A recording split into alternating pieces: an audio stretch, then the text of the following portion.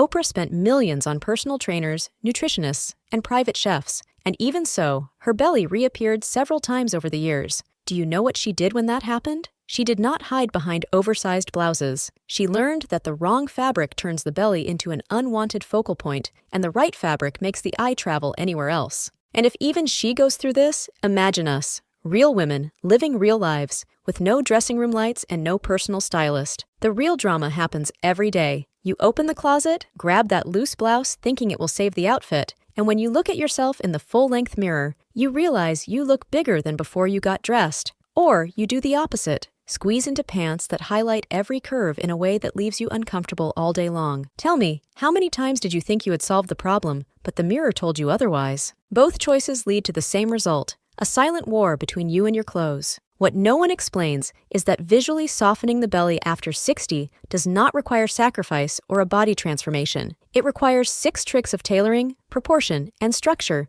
that redirect the eye without tightening anything and without hiding everything. If you are tired of leaving the house feeling like the fabric is working against you, then subscribe, activate the bell, and leave a like, because what comes next will change the way you put together every outfit without needing to change a single size tag. The first trick has everything to do with where the side seam of your blouse falls on your body. Trick 1. The smart mid-rise waist. Helen Mirren spent years wearing those red carpet dresses with empire waists that every fashion magazine called elegant until she realized something. The high, loose waist made her look pregnant from certain angles. She switched to a structured mid-rise waist, and her body gained a proportion that no one could ignore anymore. Now pay attention to this. The problem is that the fashion industry sold you the idea that low waistlines are youthful and high waistlines are sophisticated, so you end up bouncing between those two traps without ever hitting the point that actually organizes your body. A low waistline creates a horizontal crease that cuts you in half and makes the belly the isolated focal point. A high waistline squeezes and pushes everything outward. The mid-rise waistline, the one that sits just above the navel at the narrowest part of the torso, works like an invisible ruler that elongates you from top to bottom instead of dividing you into blocks. But here is the cruel detail. If the fabric is too soft, it will stretch and slide down to the hips throughout the day. That is why jeans with more than 2% elastane are just sabotage disguised as comfort. And there's a foolproof test. If the waistband creates a horizontal crease when you sit, it is too low because the correct waistline moves with you without forming folds that highlight the belly. This single adjustment removes half the visual weight because the eye finally moves down to the legs instead of staying stuck in the center. But if the waistline is right and the blouse is wrong, you have just created another problem. Trick 2. The hemline that adds weight. When Viola Davis appeared at that event wearing a black blouse that ended exactly at the navel line, everyone thought it was chic because she is Viola Davis. The problem is that her silhouette was divided into 2 disconnected blocks, and the eye got stuck right in the central area. She had a stylist adjusting every other detail of the look to compensate, but you do not. A blouse that ends at the belly line is like putting a neon arrow pointing at the issue. The fabric stops, the gaze stops with it, and everything you wanted to soften becomes the main character. This is where many women get confused. The solution lies in A-line cut blouses or tops with side slits that descend diagonally over the hips because they guide the eye downward instead of trapping it halfway. An open button-down shirt over a fitted tank tucked into the pants does this perfectly. The loose A-cut shirt works as an elongating frame while the tank holds everything in place without adding bulk. Or you can wear a long, open cardigan that ends mid-thigh over a tucked-in top. But beware, if the fabric is too sheer, you just created another issue. Light fabric with minimal structure flows without clinging or highlighting every breath. The next trick destroys the myth that light colors always illuminate. Trick 3. The inverted cone. Catherine Zeta-Jones once attended an event wearing a black blouse and cream pants, and everyone praised her because she is Catherine Zeta-Jones. But if you look at her body proportion in that photo, her torso appears 3 times heavier than her legs, and her whole silhouette looks unbalanced.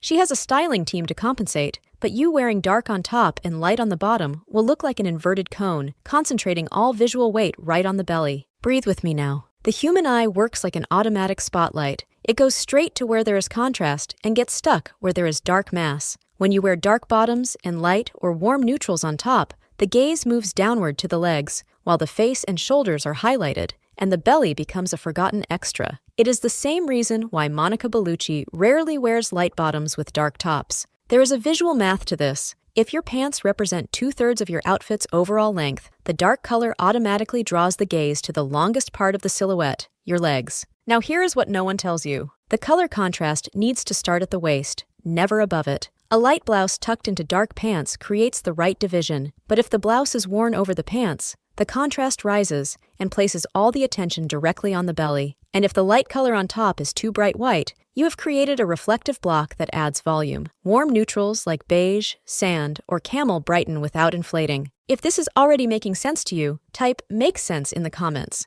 It lets me know I should bring more videos like this. The fourth trick has everything to do with what is happening with your accessories while you are focused only on the belly. If you are enjoying this, just wait for trick 5. It is the most overlooked by mature women and the one that most transforms your photos and presence. Trick 4. The circle that highlights. Glenn Close spent years wearing those wide statement belts over dresses at events, and everyone thought it was her style signature. The problem is that wide belts work like a circular spotlight on the waist, so if you have a pronounced belly, you just drew a red circle around it. She could do that because she had styling to balance it, but you using a thick belt to define the waist are actually isolating the area and turning it into an unwanted focal point. Feel what I am about to say. The logic of accessories is harsh. Horizontal lines frame, vertical lines divide and distract. A long necklace that falls to mid-chest creates a line that slices the torso and guides the gaze downward, completely skipping the belly along the way. And there is an exact measurement. The necklace should end one open hand below the collarbone. If it ends higher, the gaze stops at the bust. If it falls too low, it disappears into the outfit.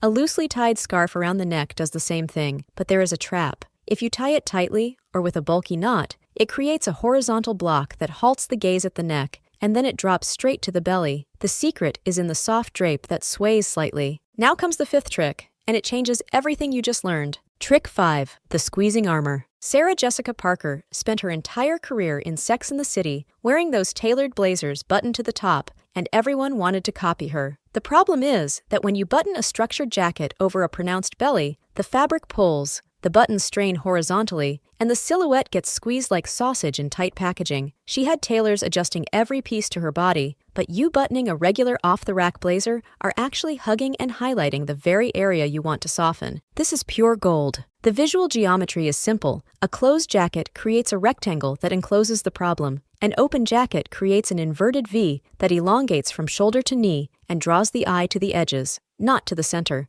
A lightweight cardigan falling open over a loose blouse hides the belly while broadening the shoulders and elongating the legs. But there is a common betrayal. If the jacket is too short and ends above the hips, you created two lapels pointing like arrows straight to the belly. The right length is mid-thigh or knee. And there is a foolproof test. Raise your arms and see if the jacket opens more or tries to close. If it tends to close as you move, the cut is wrong. And if you insist on buttoning at least one button, for shape, you just destroyed all the work of the open cut. The final trick may seem silly, but it is the one that slims the most visually. Trick 6. The finishing touch at the feet. Victoria Beckham was never seen in public without pointed-toe heels, even while pregnant with all 4 of her children. People thought it was extreme vanity, but the secret was in proportion. Pointed toes elongate the leg, and longer legs redirect the eye away from any midsection volume. She knew that round-toe shoes or bulky sneakers break the leg line and draw all attention back upward. So you might have chosen the perfect blouse and ruined everything at your feet. Visual physics works like this. The eye follows continuity and stops where it finds interruption. A round-toe shoe creates a visual stop at the base.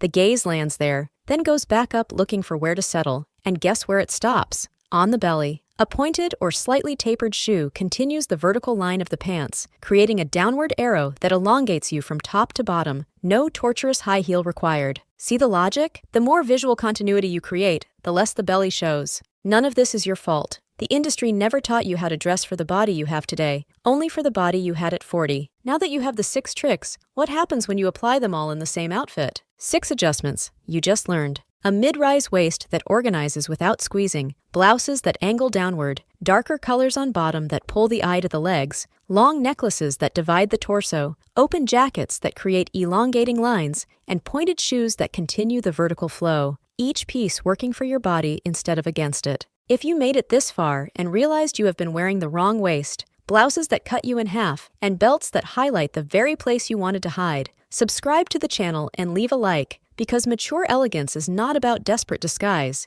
It is about visual clarity that gives you presence instead of excuses. A woman who has lived through 60 no longer needs to justify herself to anyone, and that includes how she dresses the curves that life shaped. The body changed? It did. The clothes need to follow that change with intention, not with panic. You are not dressing to shrink. You are dressing to take up the space that is yours. And here is the most beautiful part. When your clothes start working with you, you finally see in the mirror the woman you still are. Now, maybe you have mastered the belly area, but what if the bag you carry every day is destroying the proportion of your entire look? In the next video, the fatal purse mistakes that sabotage mature women and the right choices for 2025. Comment below, which trick will you try first?